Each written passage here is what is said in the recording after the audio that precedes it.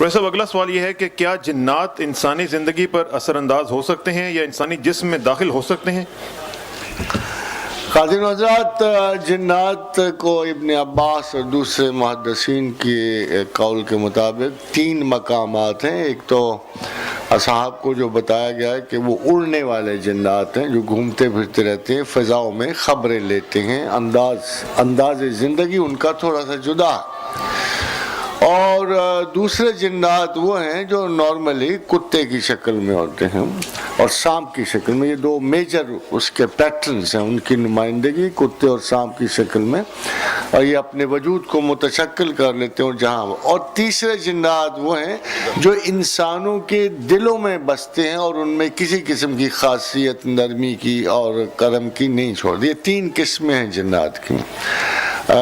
جیسے میں نے کہا کہ پہلی قسم وہ ہے جو گھومتے پھرتے اڑتے پھرتے رہتے ہیں، یہ وسابس کے جنات ہیں، اور دوسری وہ جو کتے اور سانپ کی شکل میں ہوتے ہیں جو ایک مضبوط انسانوں کے خلاف مضبوط کارروائیاں کرتے رہتے ہیں، اور تیسرے جنات انسانوں کے دلوں میں رہتے ہیں۔ بظاہر وہ لوگ انسان ہوتے ہیں مگر بباطن ان کی شیطنت میں کوئی فرق نہیں ہوتا۔ جنات انسان پہ قابو نہیں پا سکتے کیونکہ جنات کے پاس اتنی عقل نہیں ہے کہ انسان کی ریزن پہ غالب آ سکے، مگر ایک کام وہ کرتے ہیں کہ انسان کی ریزن ہی خراب کر دیں۔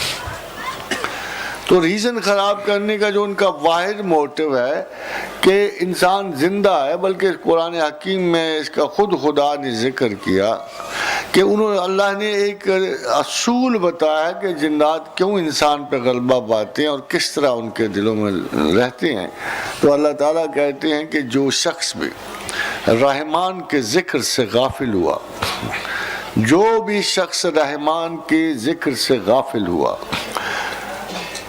اس پر ایک شیطان کو غلبہ دے، نقیض لہو شیطان، اس پہ ایک شیطان کو غلبہ دے دیا جاتا ہے، فہو لہو قرین، وہ اس کے قریب رہتا ہے۔ اور یہی اصول ہے، شیطان کسی اس شخص پہ ہی آئے گا جو خدا کے ذکر سے غافل ہوگا۔ اگر وہ غافل ہوگا تو اللہ اس سے ہاتھ کھینچ لے گا اور کہے گا جس کی توجہ میری طرف نہیں، میری توجہ اس طرف نہیں جا سکتی۔ جب وہ اللہ کو چاہے گا نہیں، مانے گا نہیں، اس سے رجوع نہیں کرے گا تو اس کو شیطان کے غلبے میں دے دیا جائے گا، فہو لہو قرین، وہ ہمہ وقت اس کے قریب رہے گا۔ بسا اوقات ہم جنات کو غیر مرئی صورتوں میں تلاش کرتے ہیں۔ یہی ہم سب سے ہمارا بڑا جو کنفیوژن ہے کہ ہم جنات کو کبھی بھی کسی پوش انٹیلیجنٹ صورت میں نہیں دیکھتے، یا کسی بہتر یا ملا کی شکل میں نہیں دیکھنا چاہتے، یا کسی معزز 3 پیس کی شکل میں نہیں دیکھنا۔ ہمارا خیال ہے کہ جب بھی جنات آئے گا کتے بلے کی شکل میں آئے گا، مگر یہ غلط ہوتا ہے۔ جنات بڑی سوفسٹیکیشن رکھتے ہیں، بڑی بڑی اعلیٰ انگریزی بولتے ہیں، بڑی اچھی اردو بولتے ہیں، اور جنات بڑی نفیس عادات بھی رکھتے ہیں، مگر ان سب کا مقصد صرف یہ ہوتا ہے کہ خدا کے ذکر سے بندے کو غافل کرنا، کیونکہ خدا کے ذکر میں اتنی طاقت ہے اور اس کا ریٹرن اتنا بڑا ہے کہ پھر جن اس بندے کے قریب نہیں جا سکتا۔ فَاذْكُرُونِي أَذْكُرْكُمْ، اگر تم مجھے یاد کرو گے میں تمہیں یاد کروں گا۔ وَاشْكُرُوا لِي وَلَا تَكْفُرُونَ، پھر خدا کا شکر کرنے والوں میں تم